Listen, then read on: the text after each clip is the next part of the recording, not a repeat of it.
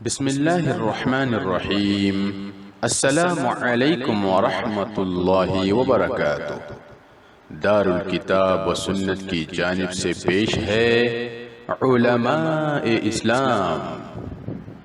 بسم اللہ الرحمن الرحیم والحمد للہ رب العالمین والعاقبۃ للمتقین ولا عدوان الا علی الظالمین والصلاة والسلام على أشرف الأنبياء والمرسلين نبينا محمد وعلى آله وصحبه أجمعين. أما بعد فقال الله تبارك وتعالى والسابقون الأولون من المهاجرين والأنصار والذين اتبعوهم بإحسان رضي الله عنهم ورضوا عنه. تمام قسم کی تعریفیں و بڑائی و کبریائی ذات بے انتہا کے لیے ہے جس نے ہمیں اس مبارک مجلس میں جمع کیا ہے تاکہ ہم ان برگزیدہ بندوں کی زندگی سنیں اور ان کی زندگیوں سے ہمارے لیے نصیحت حاصل کریں، اور جو ہمارا حقیقی مالک ہے، حقیقی خالق ہے، حقیقی مدبر ہے۔ اربھا کروڑھا درود و سلام ہو سرور کائنات، فخر موجودات، معلم البشریہ، تاجدار مدینہ محمد بن عبداللہ الہاشمی پر، جنہیں اللہ تعالیٰ نے سارے کائنات کے لیے رحمت بنا کر بھیجا۔ عزیز دوستوں، پیارے ساتھیوں، ماؤں، بہنوں اور خواتین اسلام، میں سب سے پہلے اللہ رب العزت کی بارگاہ میں دعا کرتا ہوں کہ اللہ تعالیٰ جس طرح ہمیں اس مبارک مجلس میں ان مبارک موضوعات کے ساتھ، ان مبارک چہروں کے ساتھ، ان مبارک راتوں میں جمع کیا ہے، اسی طرح ہمیں جنت الفردوس میں جمع کریں، آمین یا رب العالمین۔ میں اللہ سے دعا کرتا ہوں کہ اللہ تعالیٰ ہماری عبادتیں، ہماری نمازیں، ہمارے روزے، ہماری تلاوتوں کو قبول فرمائے اور ان کی پاداش میں ہماری گردنوں کو جہنم سے رہا کرے، آمین یا رب العالمین۔ اللہ رب العزت نے جب اس دین کی حفاظت کی ذمہ داری اپنے اوپر لے لی، جیسے اللہ تعالیٰ قرآن میں ارشاد فرماتا ہے اِنَّا نَحْنُ نَزَّلْنَا الذِّكْرَ وَإِنَّا لَهُ لَحَافِظُونَ، بلا شبہ ہم نے اس ذکر کو نازل کیا اور اس ذکر کی حفاظت کی ذمہ داری ہم پر ہے۔ یہ آیت ایسی آیت ہے میرے دوستو، اللہ تعالیٰ نے صرف اسے قرآن میں رکھا، اس سے پہلی والی کتابوں میں کہیں پر بھی ایسی قسم کی آیت کا ذکر موجود نہیں ہے۔ اللہ نے اس دین کی حفاظت، اس قرآن کی حفاظت اپنے ذمے جب لے لی تو اللہ تعالیٰ نے بڑے انوکھے انداز میں اس دین کی حفاظت کی۔ اللہ نے اس دین کی حفاظت کے لیے ایسے سرغنے پیدا کیے، ایسی ہستیاں اور ایسی شخصیتیں اللہ نے پیدا کی جنہوں نے اس دین کی مکمل طور پر حفاظت کی، اور اللہ نے بڑے بڑے لوگوں کو پیدا کیا جن کے دل میں ایمان اور عمل کا جذبہ اللہ نے رکھا، جنہوں نے اس دین کی بھرپور حفاظت کی، اور اللہ تعالیٰ نے ان کی زندگیوں کو قیامت تک کے لیے باقی رکھ دیا تاکہ آنے والے ان کی زندگیوں کو پڑھیں اور جانے کہ یہ وہ لوگ ہیں جن کے ذریعے سے اللہ نے دین کی حفاظت کی ہے۔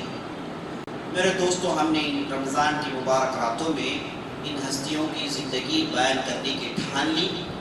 اب تک ہم نے کئی ہستیوں کا ذکر اس مجلس میں کیا ہے، اس سے صرف اور صرف مقصد یہ ہے کہ ان کی زندگیوں کو پڑھ کر، ان کی زندگیوں کو سن کر، ان کی زندگیوں میں جو ہمارے لیے عبرتیں، ہمارے لیے جو فائدے، ہمارے لیے جو مشعل راہیں جو رکھی گئی ہیں انہیں اخذ کریں، انہیں اٹھائیں اور اس پر عمل کریں۔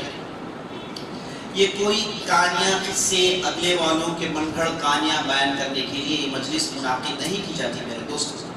اس مجلس کو منعقد کرنے کا واحد مقصد یہ ہے کہ یہ برگزیدہ بندے، یہ ایمان افروز بندوں کی زندگی پڑھنے کے بعد ہم اس میں عمل کریں اور جانیے کہ وہ بھی ہم جیسے انسان تھے، وہ بھی ہم جیسے انسان تھے، انہیں اللہ نے وہی دماغ، وہی دل، وہی جسم، وہی تکلیفیں جو ہم جھیلتے ہیں اللہ نے انہیں دی، بلکہ اللہ نے ہمیں اور پرامن اور چین و سکون کے ماحول میں رکھا ہے، جبکہ وہ لوگ کبھی جہاد کے میدانوں میں اپنے آپ کو پاتے، کبھی بستیوں میں پاتے، بستیوں میں آسانیاں نہیں ہیں، سفریں کرتے، کئی لمبی لمبی سفریں کرتے، کئی مہینے اور سالوں کے سفر کیا کرتے تھے، اور سفر کے تکالیف اور دشواریوں کو جھیلتے تھے، جو عام لوگوں کے لیے، ہم جیسے لوگوں کے لیے تقریباً ممکن نہیں میرے دوست۔ لیکن اللہ نے جب ہمیں اس پرامن دور میں رکھا ہے، ہم کو چاہیے کہ ان شخصیتوں کے تعلق سے پڑھے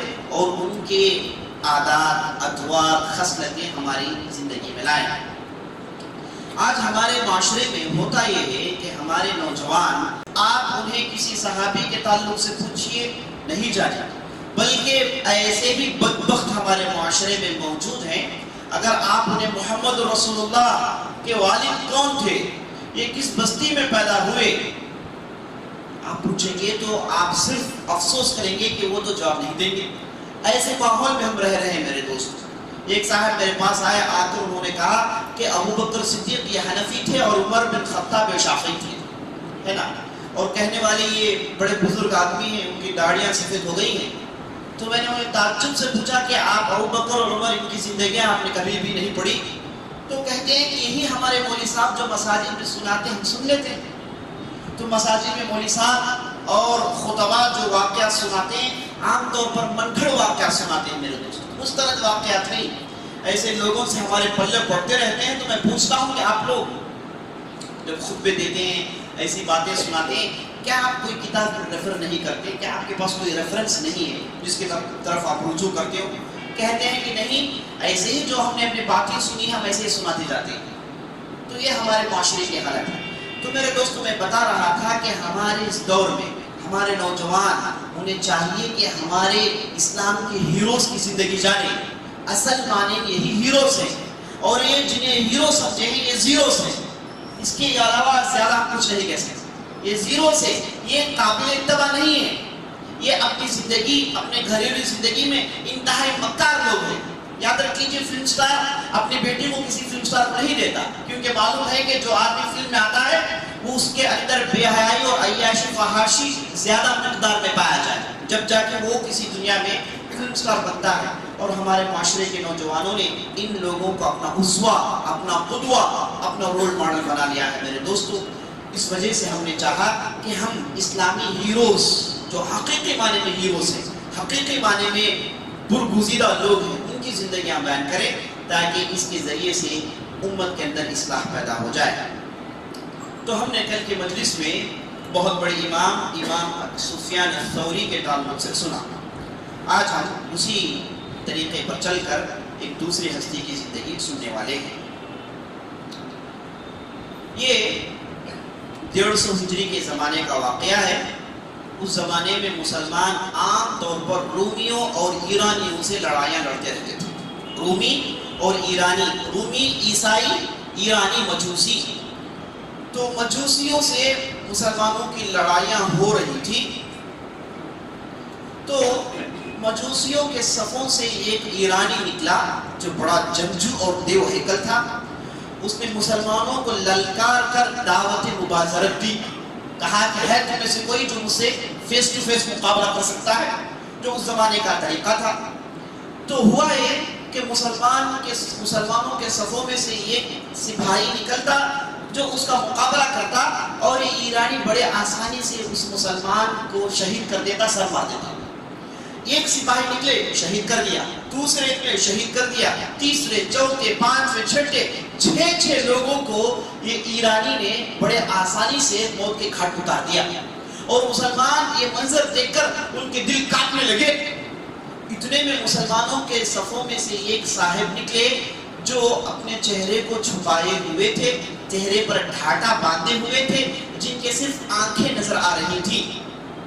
صفوں کو چیرتے ہوئے نکلے، اور اس کے بعد اس جنگجو ایرانی پر ایسے ٹوٹ پڑے گویا کہ اللہ کا عذاب تھا اس پر، اور آنن فارن اس ظالم کو خاک و خون میں لوٹاتے ہیں، اور اس کے قبر اور گردن کو تلوار کا مزہ چکھاتے ہیں، اور اس کے بعد اسے مار کر ڈھام سے گراتے ہیں۔ اس کے بعد عام ہجوم، عام لڑائی شروع ہو جاتی ہے۔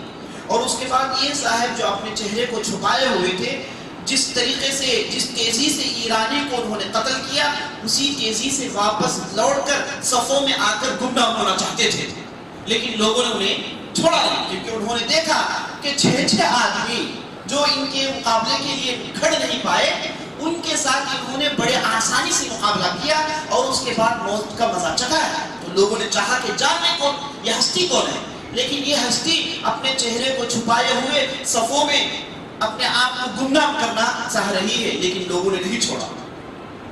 اتنے میں لوگوں نے انہیں گھیر لیا اور لوگوں میں سے ایک صاحب نکل کر ان کے ڈھاٹے کو کہا کہ ہم آپ کو دیکھنا چاہتے ہیں۔ انہوں نے کہا کہ میں اپنا ڈھاٹا اتارنے والا نہیں، جاؤ اپنے کام دیکھو۔ لوگوں نے کہا کہ نہیں، ہم آپ کو دیکھنا چاہتے ہیں۔ انہوں نے کہا کہ میں اپنے آپ کو نہیں دکھانا چاہتا۔ اتنے میں ایک صاحب نکلے، ہنگامے میں انہوں نے چہرے میں ہاتھ ڈالا اور ڈھاٹے کو کھول دیا۔ تو یہ جو صاحب تھے انہیں اتنا غصہ آیا، انہوں نے کہا کہ تم لوگوں نے میری عبادت کو پامال کرنے کی کوشش کی۔ میں نے یہ کام اللہ کو خوش کرنے کے لیے کیا، شہرت کے لیے نہیں۔ اتنا بڑا کام ہے نا، ایک جنگجو جس نے 6 مسلمانوں کو مار دیا، خاک و خون میں لوٹا دیا، ویسے آدمی کے پے پر لگتے ہیں اور اس پر ایسا حملہ کرتے ہیں اور اس کے بعد چاہتے ہیں کہ یہ عظیم عبادت لوگوں کے سامنے معلوم نہ ہو کہ کس نے کیا، اپنے آپ کو چھپانا چاہتے ہیں۔ یہ ایسے ہی مومنین ہوتے ہیں میرے دوست، وہ عبادت کرتے ہیں اور عبادت پر پردہ ڈالتے ہیں۔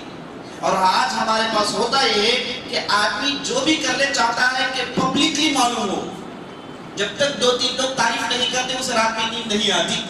یہ آج ہمارے معاملات ہیں، کیونکہ ہمارے پاس اخلاص کم ہے، اور وہ لوگ جنہوں نے ساری دنیا کو اپنے قدموں تلے ڈالا اور ساری دنیا کو انہوں نے روندا، ان کے پاس اخلاص تھا میرے دوست۔ جس قوم کے پاس اخلاص ہے وہ قوم جیتتی رہتی ہے، اگرچہ کہ وہ قوم کافر کیوں نہ ہو۔ کہنے والے شیخ الاسلام ابن تیمیہ کہتے ہیں کہ اگر کافر قوم کے پاس بھی اخلاص ہو، اللہ اسے جیت دیتا ہے۔ مسلمان چاہے جتنا بھی دعویٰ کریں، اگر ان کے دل میں اخلاص نہ ہو تو انہیں اللہ جیت نہیں دیتا۔ اخلاص کے معنی ہے میرے دوستو، ہر وہ کام صرف اللہ کو خوش کرنے کے لیے کریں، دنیاوی خواہشات، لوگوں کی تعریف، ریاکاری، مراعات، ان چیزوں سے دور ہو۔ آدمی عمل کرے چاہے کہ اللہ ہی جانے اور چاہے کہ اللہ ہی اس کا بدلہ دے، اسی کو اخلاص کہتے ہیں۔ اور عبادت قبول ہونے کے لیے پہلا کنڈیشن یہ ہے کہ وہ عبادت اللہ کے لیے ہو، اور دوسرا کنڈیشن یہ ہے کہ وہ عبادت نبی صلی اللہ علیہ وسلم کے بتائے ہوئے طریقے پر ہو۔ 2 کنڈیشنز اگر پورے ہو جائیں تو وہ عبادت اللہ کی بارگاہ میں مقبول ہے۔ اگر 2 میں سے کوئی یہ کنڈیشن بھی مار کھا گیا، وہ عبادت اللہ کے بارگاہ میں مقبول نہیں میرے دوستو۔ تو پہلا کنڈیشن اخلاص، اللہ ہی کے لیے کریں، اللہ ہی کے لیے کریں۔ میرے دوستو ایک ہندو رائٹر ہے جس کا نام رام پونیانی، یہ بہت ساری کتابیں لکھتا ہے نبی صلی اللہ علیہ وسلم کی مدافعات میں، نبی صلی اللہ علیہ وسلم کے لیے ڈیفینڈ کرتا ہے، اور وہ ایک اپنے آرٹیکل میں لکھتے ہوئے کہتا ہے کہ آج مسلمان جو سب سے زیادہ مار کھا رہے ہیں، اس کی وجہ یہ ہے کہ مسلمانوں کے صفوں میں منافقین کی تعداد زیادہ ہو گئی، مخلصین کی تعداد بالکل ناپید ہو گئی، مخلصین نظر نہیں آتے۔ منافقین، کوئی دین کا کام کرتا ہے چاہتا ہے کہ اس کے پیچھے اپنا بینک بیلنس بڑھ جائے، کوئی دین کا نام لیتا ہے تو پولیٹکس کو بنیاد بناتا ہے، کوئی دین کا نام لیتا ہے تو ووٹ کے لیے دین کا نام لیتا ہے، کوئی دین کا نام لیتا ہے تو زمینوں کو ہڑپنے کے لیے لیتا ہے، کوئی وقت کی پراپرٹی دبانے کے لیے لیتا ہے۔ ایسے مسلمان ہندوستان میں زیادہ ہو گئے، اسی لیے مار کھا رہے ہیں میرے دوست۔ تو وہ بڑی اہم پتے کی بات کہتے ہوئے کہتا ہے کہ مسلمانوں کے صفوں میں منافقین کی تعداد زیادہ ہے، مخلصین کی تعداد کم ہے۔ اگر مخلصین کی تعداد بڑھ جائے، منافقین کی تعداد کم ہو جائے، تو اس دن مسلمانوں کے لیے جیت ہے۔ منافقین کا ہونا ضروری ہے، لا محالہ، ہر زمانے میں رہیں گے، قیامت تک رہیں گے، لیکن وہ اگر زیادہ ہو، وہ میجارٹی میں ہو تو کام نہیں ہوگا۔ مخلصین کو آگے آنا ہے، اللہ کے لیے کام کرنے والے، یہ انہیں آگے آنا ہے۔ اگر یہ آگے آگے تو میرے دوستوں کام میں برکت ہوتی ہے۔ آج ہم لوگ محنت کرتے ہیں، ہمارے بڑوں نے بھی محنتیں کی، لیکن مسلمانوں کی وہی حالت ہو بہو، وجہ یہ کہ اخلاص سے خالی۔ اخلاص سے آدمی جب عمل کرتا ہے، اس عمل میں برکت پیدا ہوتی ہے اور بہت دیر بعد اس کا اثر ہوتا ہے۔ تو میرے دوستو، ہم اور آپ کو چاہیے کہ اخلاص پیدا کریں گے۔ نبی صلی اللہ علیہ وسلم نے حدیث میں کہا کہ جب لوگ محشر کے میدان میں کھڑے ہوں گے، 50,000 سال کھڑے ہوں گے، اپنے اپنے پسینوں میں ڈوب رہے ہوں گے، کوئی ٹخنے تک، کوئی گھٹنے تک، کوئی کمر تک، کوئی کھاندے تک، کوئی پسینے میں غوطے مار رہا ہوگا۔ ایسا عجیب و غریب منظر اور ایسا ہولناک منظر ہوگا.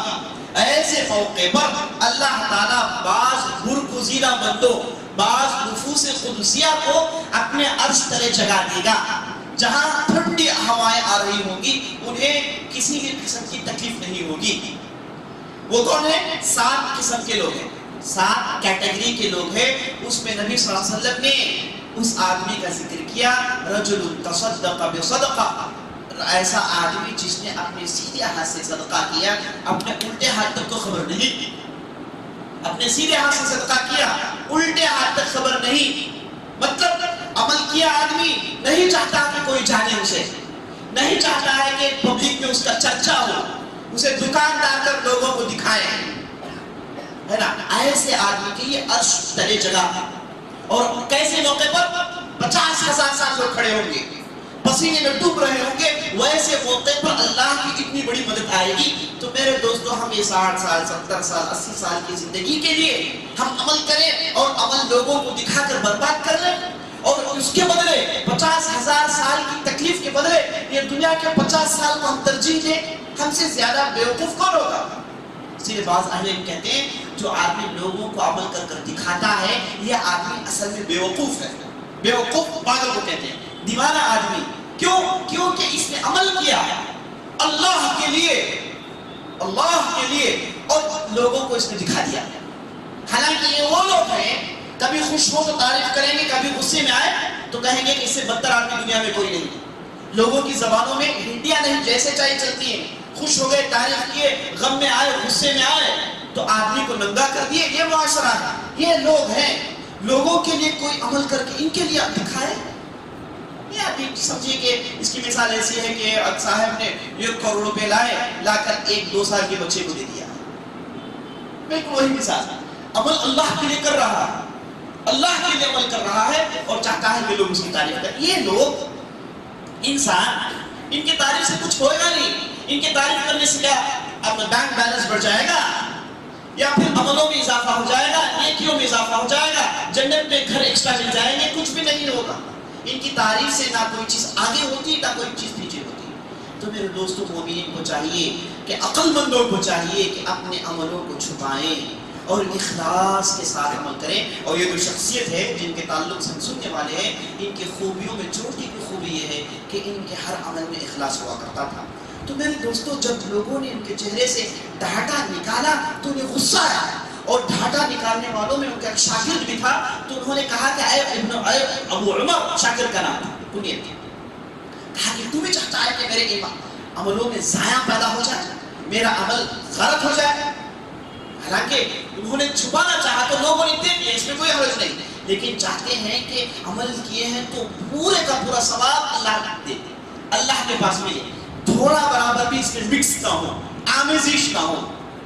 تو یہ ہستی میرے دوستوں جنہوں نے اتنا بڑا عمل کیا اور انہیں جب ان کا نام آیا تو غصہ آیا، یہ شخصیت تھے میرے دوستوں عبداللہ بن مبارک المروزی.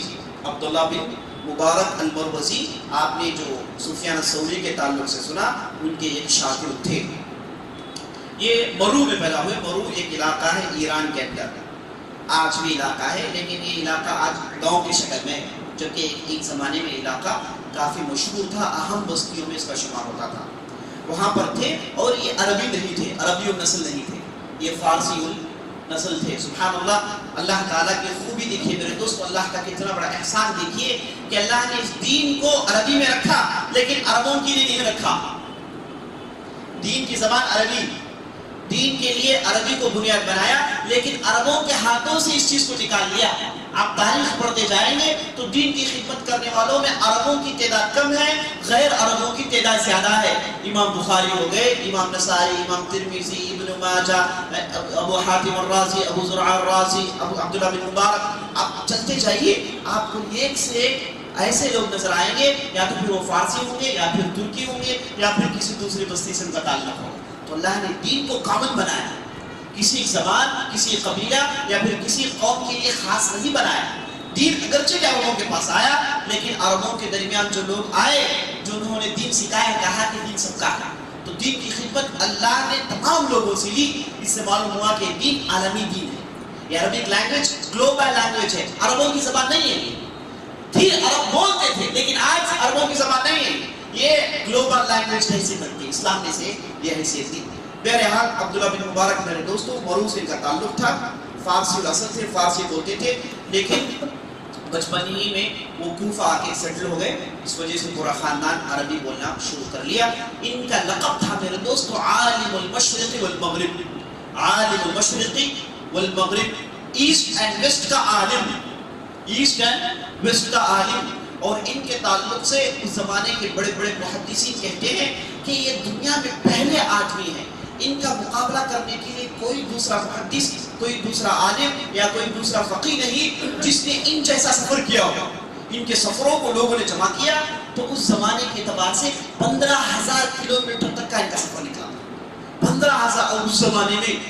تو انہوں نے طویل سفریں کی، اور اس زمانے محدثین کے پاس سفر کرنا شرف تھا۔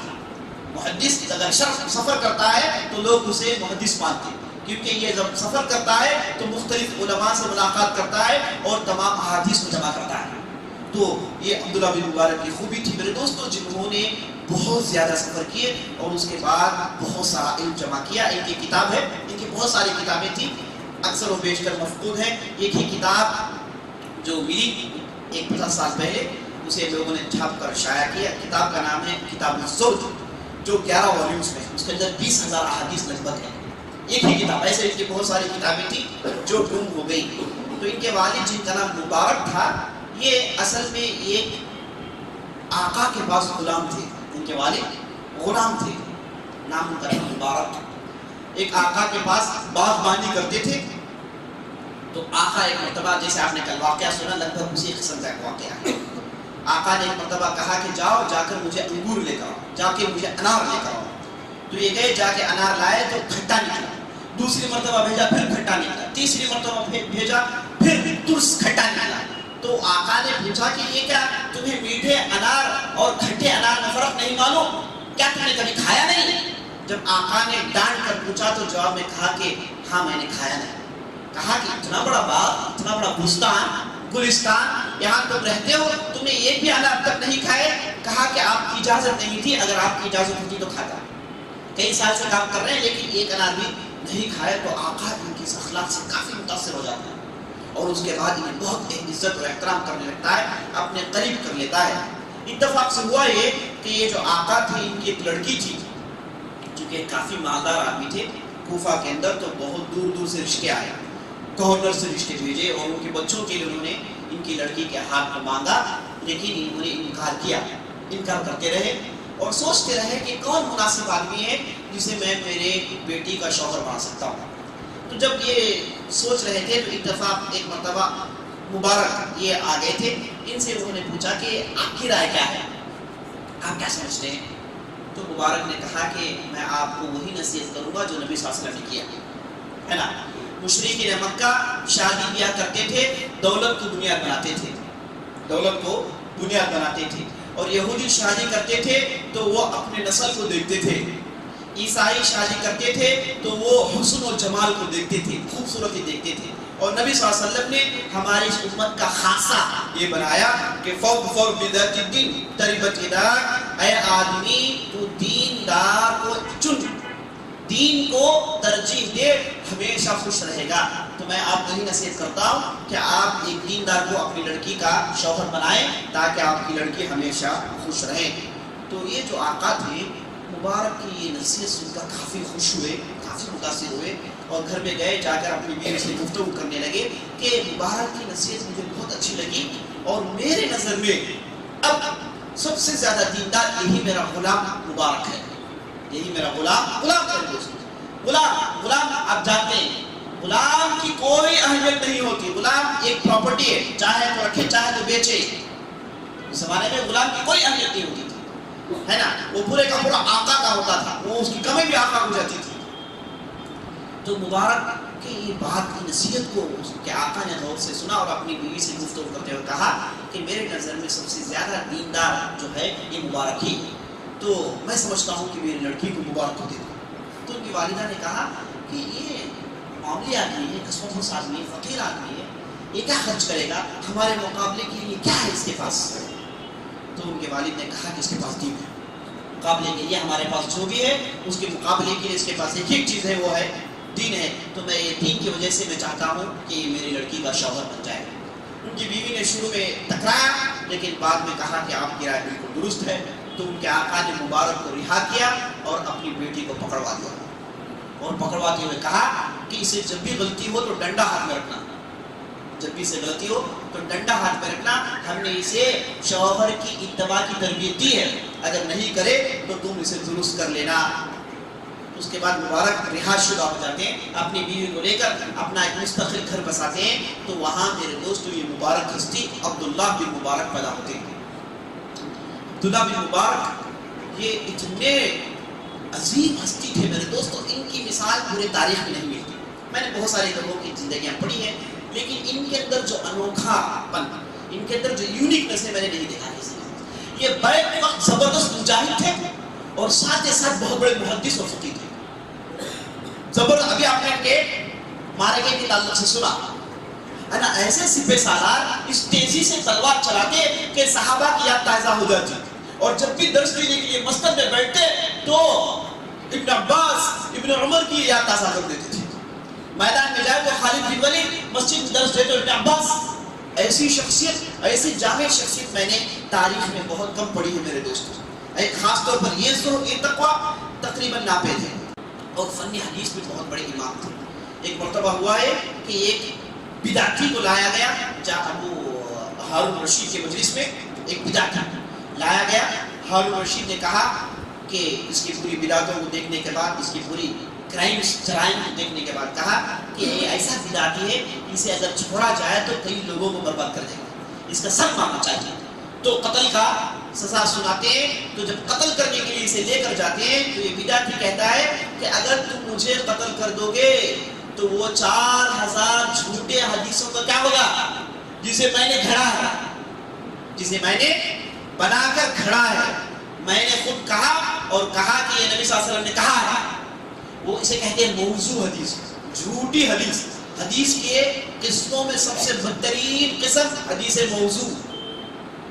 اور حدیث موضوع یہ شیعہ حضرات کے لیے حلوہ ہے نا، یہ بڑے من پسند سے کھاتے ہیں. ان کے پاس حدیث موضوع ہو اور اسے جو ہے وہ بہت بڑا مرتبہ دیتے ہیں. ان کے پاس بعض نکمے جھوٹے ہیں، جیسے ابی مخنف اور ابو لوط نامی 4-5 ایسے جھوٹے ہیں جو حدیثوں کو روزانہ ڈیولپ کرتے ہیں، حدیثوں کو ڈیولپ کرتے ہیں، حدیث لکھتے ہیں اور اس کے بعد بیٹھ کے ڈسکس کرتے ہیں کہ جملہ بتائیں، یہ جملہ ڈالیں، یہ بات لائیں، یہ بات ڈالیں. اینڈ مکمل طور پر کمیٹی بیٹھ کے حدیثوں کو گھڑ دیتے اور اس کے بعد اسے ترویج لوگوں میں پھیلاتے تھے. نعوذ باللہ. اسی لیے شیخ صاحب نے کہتے ہیں دنیا میں سب سے زیادہ نبی صلی اللہ علیہ وسلم کا نام لے کر جھوٹ بولنے والے یہی رافضہ ہے، یہی اثنا عشریہ، یہی شیعہ ہے. انہیں ذرا برابر بھی شرم نہیں آتی اور زبان ان کی لڑکھڑاتی نہیں جب ایک چیز گھڑ کر کہتے ہیں کہ اسے نبی صلی اللہ علیہ وسلم نے کہا.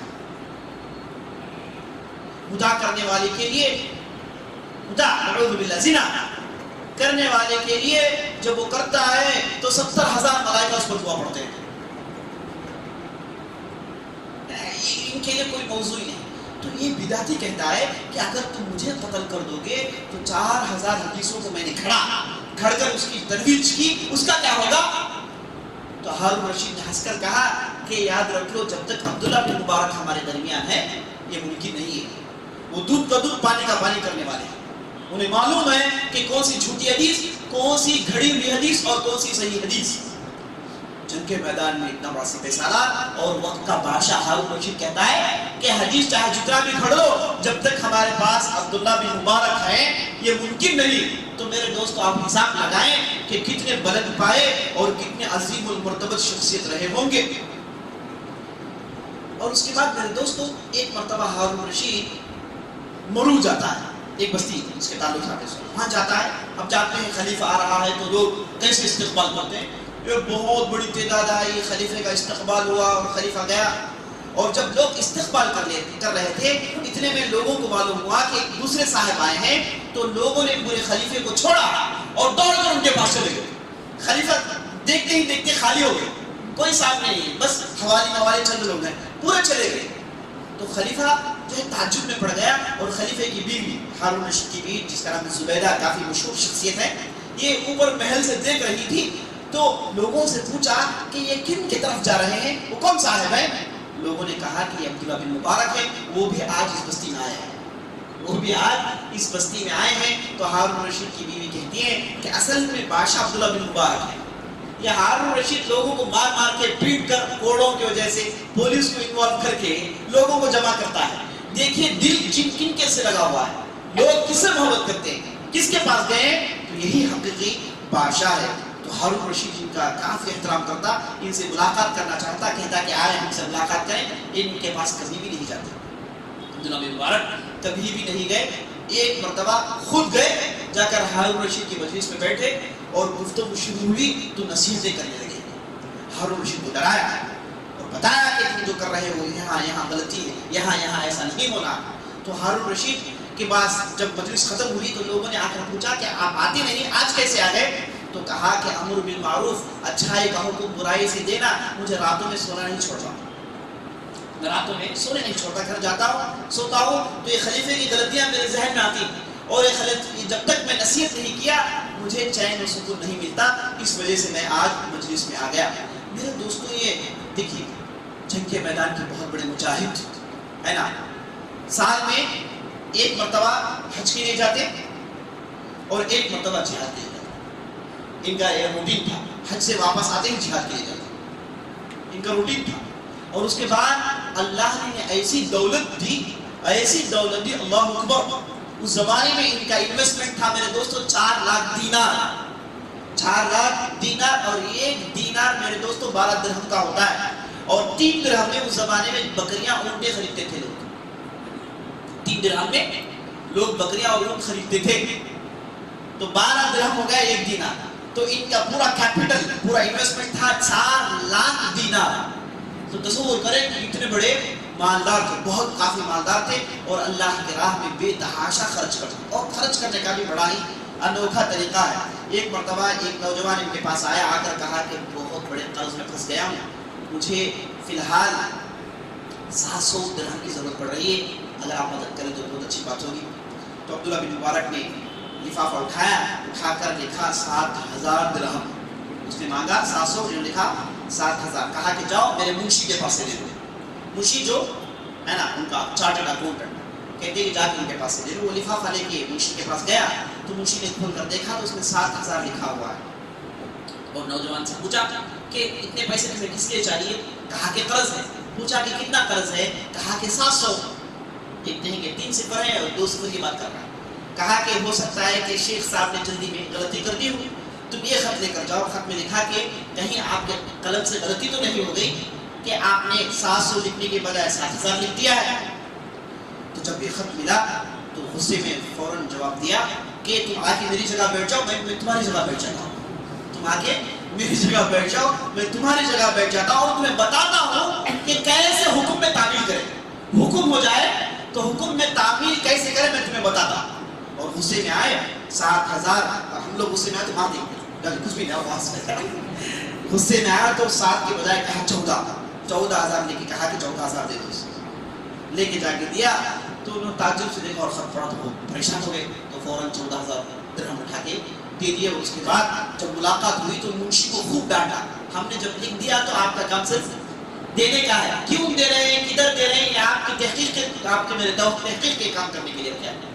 تو اسی میں ڈانٹا اور کہا کہ میں چاہتا تھا کہ یہ مومن بندے کے دل میں خوشی ڈالا۔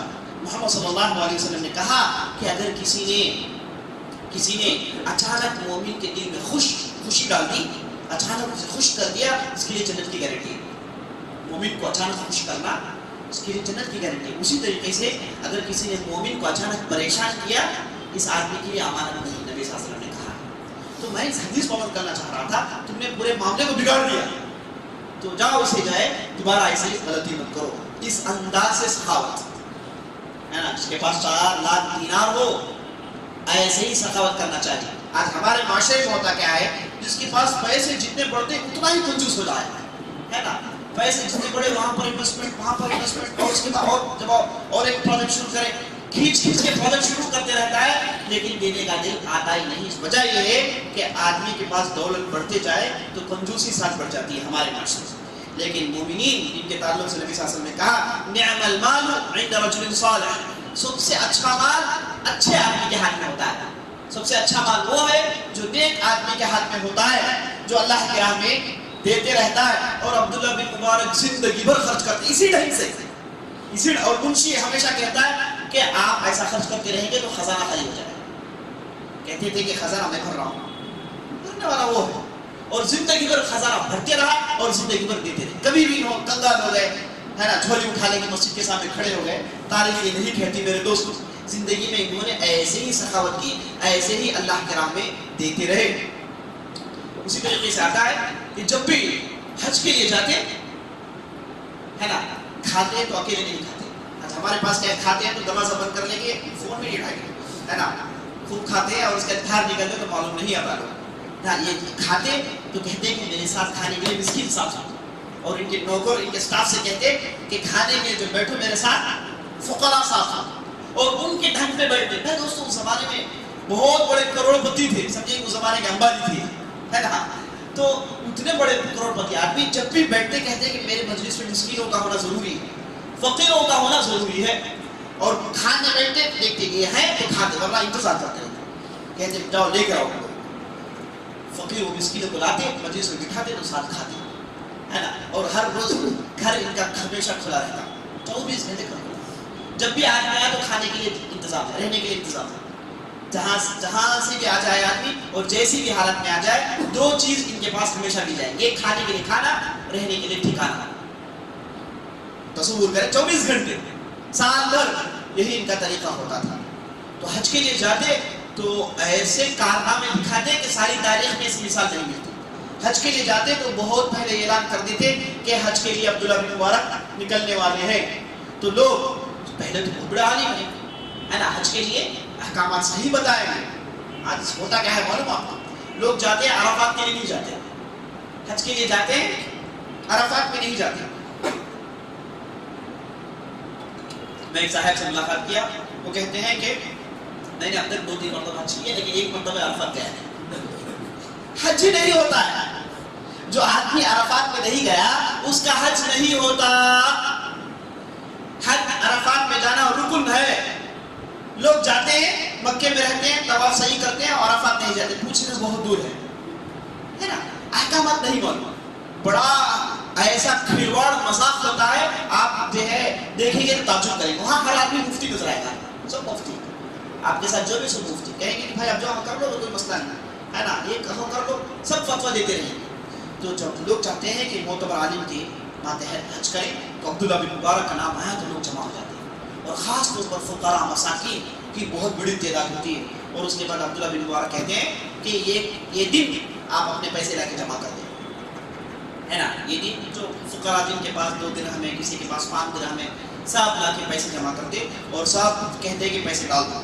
سب پیسے ڈالتے اور اس کے بعد موٹا باندھ کے اپنے پاس رکھ لیتے. سفر کا آغاز ہوتا ہے. ان کے ساتھ 2-3 لوگ نہیں ہیں، جاتے ہیں ساتھ 500 1000 کی تعداد ان کے ساتھ ہوتی ہے. اور حج کے لیے جاتے ہیں اور راستے میں سب کو خوب کھلاتے ہیں. لوگ سب کھاتے بھی، ہم نے پیسے دیا ہے، سب خوب کھاتے ہیں اور بہترین کھانا کھلاتے ہیں اور بہترین رہائش کا انتظام کرتے ہیں. اور اس کے بعد مکہ جاتے ہیں تو سب کے لیے خوب خرچ کرتے ہیں. جب حج ختم ہو جاتا ہے لوگوں سے کہتے ہیں کہ آپ تحفے نہیں لیتے اپنے گھر والوں کے لیے. لوگ کہتے ہیں کہ ہاں لینا چاہتے ہیں. کیا ہمارے پیسے میں کچھ باقی ہے؟ کہتے ہیں کہ جو چاہے لینا ہے لے لو. لوگ گئے خوب تحفے لیتے. اگر کوئی چھوٹا تحفہ لیا کہتے ہیں کہ بڑا تحفہ لو.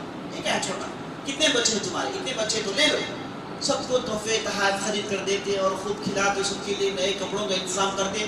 اور واپس کا پورا خرچ، واپس بستی آتے. بستی آنے کے بعد پوچھتے کہ کس کس کے گھر میں چھت میں چھید ہے، کس کے گھر میں دروازہ ٹھیک نہیں ہے، کس کا گھر رہنے کے لیے مناسب نہیں ہے. سب کا انتظام کرتے اور اس کے بعد ایک دن سب کو بلا کر کہتے کہ لو تمہارے پیسے، یہ لوگ ہے تم نے جو پیسے ڈالے یہ لوگ تم پیسے. کہتے ہیں کہ یہ کیسے؟ آپ نے جو خرچ کیا ہے یہ دیے 5 درہم 10 درہم اور ان کے لیے اتنا کچھ کیا گیا، اور سب پیسے واپس کرتے. اور لوگ پوچھتے تو کہتے کہ جب آدمی پیسے دیتا ہے تو خوب کھاتا ہے. پیسہ لوگ ہمارے یہاں معاشرے میں کرتے ہیں نا، ہولی میں کیا بھائی لکھا کے 500 روپے دیا کہ بھائی ہے نا، خوب کھا کے آتے کیونکہ پیسے دیے. تو انسان کی فطرت ہے کہتے ہیں کہ جب آدمی پیسہ دیتا ہے تو خوب کھاتا ہے، اس لیے میں لوگوں سے پیسے لیتا ہوں اور اس کے بعد واپس کر دیتا ہے نا۔ ایسا آپ نے کسی آدمی کو دیکھا ہے؟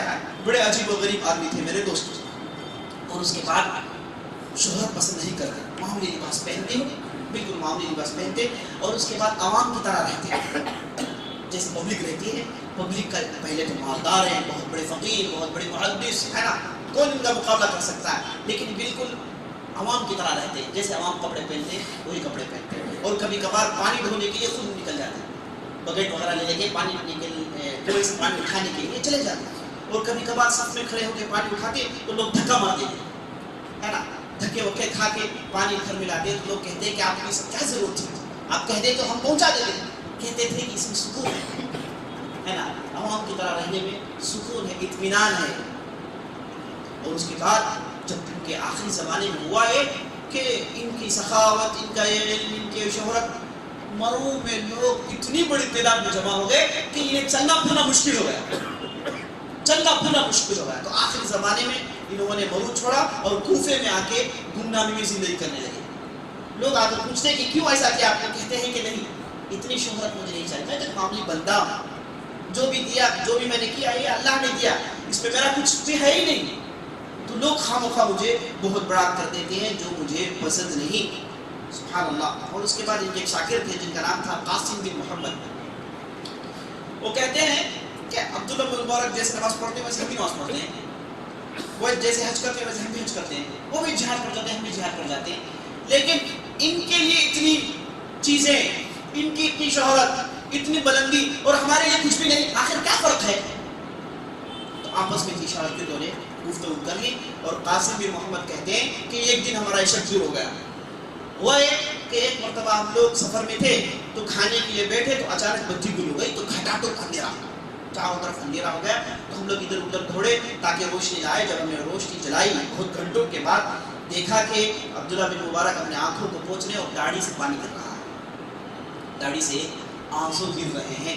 ان کے شاگردوں کو معلوم ہوا کہ جب بھی اندھیرا ہوتا ہے تو ان کے قبر کی اندھیری یاد آتی ہے، قبر یاد کرتے ہیں، قبر بھی اندھیرا ہوگا میرے دوست، وہاں پر ایسے لائٹ نہیں ہوں گے، وہاں پر اندھیری ہوگی، کالی کوٹری، بالکل کچھ بھی نظر نہیں آئے گا۔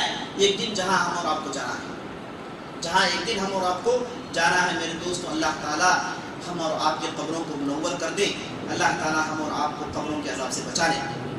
ایک مرتبہ میرے دوستوں اپنے گھر سے نکلے، دور سے دیکھ رہے تھے کہ ایک چھوٹی بچی آئی، آ کر کچرے میں ایک پرندہ پڑا ہوا تھا مر کر، اس پرندے کو لے کر بھاگتی ہے۔ انہیں منظر بڑا تعجب نظر آیا، وہ لڑکی کے پیچھے گئے تو جا کر دیکھا کہ گھر میں لے کر جا رہی ہے، اس لڑکی کو بلاتے ہیں، بلا کے پوچھتے ہیں کہ مردار چڑیا لے کر کہاں جا رہی ہو؟ لڑکی کہتی ہے کہ ہمارے یہاں پھولوں سے واقع ہے، تو ہمارے پاس کھانے کے لیے کچھ بھی نہیں تھا، تو یہی مردار چڑی مجھے۔ یہ سنتے ہی گویا کہ ان کے پیروں کی تلی زمین نکل گئی، اتنے پریشان ہوتے ہیں اور آنکھوں سے آنسو جاری ہوتے ہیں۔ فوراً ان کے ساتھ جو ان کا سٹاف تھا کہتے ہیں کہ تمہارے پاس کتنا پیسہ ہے، حالانکہ سفر میں تھے، تو اس نے کہا کہ میرے پاس 1000 دینار ہے، کہا کہ دے دو، صرف 20 دینار سفر خرچ رکھ لو، باقی پورا پیسہ دے دو۔ اور پورا پیسہ فوراً چکا کر دیتے ہیں، اور ان کے گھر میں جو تکلیف کئی دنوں سے تھی دور ہو جاتی ہے میرے دوستوں۔ اس ڈھنگ سے میرے دوستوں، اور اس کے بعد بچپن ہی سے ایسے تھے، یہ اپنے واقعات میں سے اہل علم کے پاس یہ کہتے تھے کہ بچپن میں جب ان کی عمر 18 سال کی تھی تو کئی دور سفر کر کے ایک شیخ کے پاس جا کے علم حاصل کر رہے تھے، تو جب درس لکھ رہے تھے تو ان کا قلم ٹوٹ گیا، تو ایک صاحب کے پاس انہوں نے قلم بطور قرض لیا اور درس کو انہوں نے لکھا، اور جیسے درس ختم ہو گیا علم سیکھنے کے بعد وہ بستی چھوڑ دی، اور بستی سے نکلے آدھا سفر ان کا ہو گیا، تقریباً 15 دن کا سفر ہو گیا تھا، تو اس کے بعد انہیں یاد آیا کہ یہ قلم میں نے کیا ہے ایک صاحب سے لیا، پھر واپس آتے 15 دن کا سفر کر واپس آتے، وہ آدمی کون ہے چیک کر کے پین واپس دیتے ہیں۔ ہم لوگ پین لیتے ہیں تو دینے کے لیے نہیں لیتے، یقینی طور پر پین لیتے تو نہیں تھے، اور بعض لوگ پین دیتے تو کیپ نکال کر دیتے، کیوں بھائی؟ کیونکہ پین واپس نہیں آتا، اس لیے ہے نا، تاکہ آپ کم از کم بغیر کیپ کا پین دیکھیں تو یاد آئے کہ ایک صاحب سے ہم نے اسے لیا تھا۔ تو اس کے بعد ان کی دعا ہمیشہ مقبول ہوتی تھی۔ ان کے شاگرد کہتے تھے کہ ایک مرتبہ اندھا آیا ان کے پاس، آ کر اس نے شکوے شکایت کیے، تو عبداللہ بن مبارک سے کہا کہ آپ میرے لیے دعا کریں۔ عبداللہ بن مبارک نے کہا کہ میں آپ کے لیے دعا کیوں کروں، میری دعا، میں بھی تم بھی اللہ کی نظر میں ایک ہے، ہے نا، اللہ کی نظر میں دونوں ایک ہے. آپ تمہارے لیے دعا مانگو، میرے اندر کیا خوبی ہے کہ آپ مجھے کہہ رہے ہیں. ایک ہے کہ اس آدمی کو بھیج دیا اور اس کے بعد اسی جگہ ٹھہر کر لمبی دعا کرتے رہے، رو رو کر دعا کرتے رہے. چند دنوں کے بعد اس آدمی کے آنکھوں کی روشنی واپس آ گئی. آدمی کے آنکھوں کی روشنی واپس آ گئی. اس لیے علماء انہیں ایسے آدمیوں میں شمار کرتے ہیں جو اللہ نے انہیں ہر میدان میں سبقت دی. اور جب یہ حج جاتے جا کر زمزم کا پانی پیتے. اور نبی صلی اللہ علیہ وسلم نے حدیث میں کہا ماء زمزم لما شرب لہ، جو آدمی زمزم کا پانی پیتا ہے جس نیت کے لیے پیتا ہے، جس چیز کے لیے پیتا ہے، اللہ تعالیٰ اس چیز کو اسے دے دیتا ہے. اور مائے زمزم پیتے اور کہتے کہ اللہ میں اس پانی کو پی رہا ہوں تاکہ قیامت کے دن میرے پیاس بجھ جائے. قیامت کے دن کی پیاس کے لیے میں آج یہ پانی پی رہا ہوں. اور بھی ان کے بہت سارے واقعات ہیں میرے دوستوں، خاص طور پر علمی میدان میں ان کے بہت سارے کارنامے ہیں. ایسے ایسے کارنامے سبحان اللہ میں سمجھتا ہوں کہ یہاں پر مناسب نہیں. اور اس کے بعد ایک دن روزہ رکھتے اور ایک دن روزہ چھوڑتے. صوم داؤد رکھتے تھے، ایک دن روزہ ایک دن روزہ نہیں. اور جب روزہ رکھتے تو لوگوں کو خوب کھلاتے اور خود بھوکے رہتے. لوگوں کو معلوم نہیں ہوتا کہ یہ روزے میں، اور خوب اللہ کے راہ میں خرچ کرتے تھے. ایک دن روزہ اور ایک دن روزہ چھوڑا. اور عقیدے میں اتنی مضبوطی کہ لوگ ان کے پاس جاتے تو انہیں صحابہ یاد آ جاتی تھی اور صحابہ کا بہت احترام کرتے تھے. ایک مرتبہ ایک صاحب نے ان سے پوچھا کہ عمر بن عبدالعزیز افضل ہے یا پھر معاویہ بن ابی سفیان. معاویہ بن ابی سفیان صحابی ہم جانتے ہیں، جلیل القدر صحابی. اور اس کے بعد عمر بن عبدالعزیز یہ تابعین میں ان کا شمار ہوتا ہے. تو جیسے ہی سوال پوچھا تو نے کافی غصے میں گئے، کہا کہ معاویہ اور عمر بن عبدالعزیز کو تم جوڑ رہے ہو. یاد رکھو معاویہ کے پاؤں کے دھول کے برابر بھی نہیں ہے عمر بن عبدالعزیز. کہتے ہیں معاویہ رضی اللہ عنہ کے پاؤں کے دھول کے برابر بھی نہیں ہے. کیوں؟ کیونکہ معاویہ نے نبی صلی اللہ علیہ وسلم کی امامت میں نماز پڑھی ہے، نبی صلی اللہ علیہ وسلم کو دیکھا ہے، نبی صلی اللہ علیہ وسلم کی جمال جہاں آرا سے اپنے آنکھوں کی انہوں نے ٹھنڈک کیا ہے. ایسا آدمی اور جو نبی صلی اللہ علیہ وسلم کو نہیں دیکھا، دونوں ایک ہو سکتے ہیں؟ ہرگز نہیں ہو سکتے. معاویہ رضی اللہ عنہ کے قدم کے دھول کے برابر بھی نہیں ہے کون؟ عمر بن عبدالعزیز. تو صحابہ کا مرتبہ دیکھیے، صحابہ کے تعلق سے ایمان دیکھیے میرے دوستوں. آج ہمارے معاشرے میں معاویہ رضی اللہ عنہ کے تعلق سے لوگوں نے کیا کچھ نہیں کہا. اور اتنا دیکھیے، کتنی نعمتیں دیکھیے. اتنا سب کچھ ہونے کے باوجود ایک بہترین ڈاکٹر تھے، بہترین طبیب تھے اور علاج بہترین انداز سے کرتے. ایک مرتبہ ان کے استاد ان کے پاس آ کر بیمار پڑ گئے تو انہیں پیٹ میں بہت پریشانی تھی. تو یہ گئے جا کر پیاز لائے اور کہا، ایک انداز سے رکھ کر کہا کہ آپ سونگے اسے، دبا کر سونگے. تو انہوں نے سونگا تو چند منٹوں کے بعد چھینکے اور اس کے بعد چین سکون سے کرو. انہوں نے کہا کہ تم کیسے آدمی ہو، اللہ نے تمہیں ہر قسم کی خوبیاں دی. اور بعض اہل علم نے ان کی پوری زندگی پڑھ کے جمع کی، کہا کہ انہیں 25 ایسی خوبیاں ہیں جو کسی اور کے پاس نہیں تھی. 25 ایسی خوبیاں ہیں، اور یہ اتنی خوبیاں ہونے کے باوجود تکرار نہیں، تکبر نہیں کی، بلکہ انہوں نے ہمیشہ اللہ کی راہ میں خرچ کیا اور ہمیشہ اپنے متقی پرہیزگار ہونے کا انہوں نے ثبوت دیا. اور فن حدیث میں میرے دوستوں بہت سارے ان کے کارنامے، کتابیں اور حدیثوں کو جمع کرنے میں، اور ان کے شاگردوں کی اتنی بڑی تعداد کہ میں سمجھتا ہوں کہ مجلس اس کے لیے مناسب نہیں ہے. بس میں اللہ سے دعا کرتا ہوں کہ ہمیں جو بھی کہا، جو بھی سنائے، اس کے مطابق عمل کرنے کی توفیق بخشے. ہم اور آپ کے دل و دماغ میں اللہ اپنے نام اور اپنے صفات سے ہمارے دماغوں کو بھر دے. اللہ تعالیٰ ہم اور آپ کو اللہ کے ڈر اور اللہ کے خوف سے ہماری زندگی گزارنے کی توفیق بخشے. اللہ تعالیٰ ہم اور آپ کے اوپر نعمتیں نچھاور کرے، دولت دے، ترقی دے، ساتھ ساتھ اللہ کی راہ میں خرچ کرنے کا جذبہ بھی دے. اللہ کے نبی صلی اللہ علیہ وسلم نے جو کہا نیک مال نیک آدمی کے ہاتھ میں ہوتا ہے، وہ حدیث نمبر صادق آئے. اقول قولی ھذا واستغفر اللہ لي ولكم ولسائر المسلمين من كل ذنب وخطيئة فاستغفروه انه هو الغفور الرحيم وصلى الله على نبينا محمد وعلى آله وصحبه اجمعین. اچھا سوال کیا آپ نے جو عبداللہ بن مبارک کا ذکر کیا، یہ کب پیدا ہوئے، کب وفات پائے؟ یہ پیدا ہوئے میرے دوستو 118 ہجری میں ان کی پیدائش اور 180 پر 1 میں ان کی وفات. 180 پر 1 میں ان کی وفات. واللہ اعلم.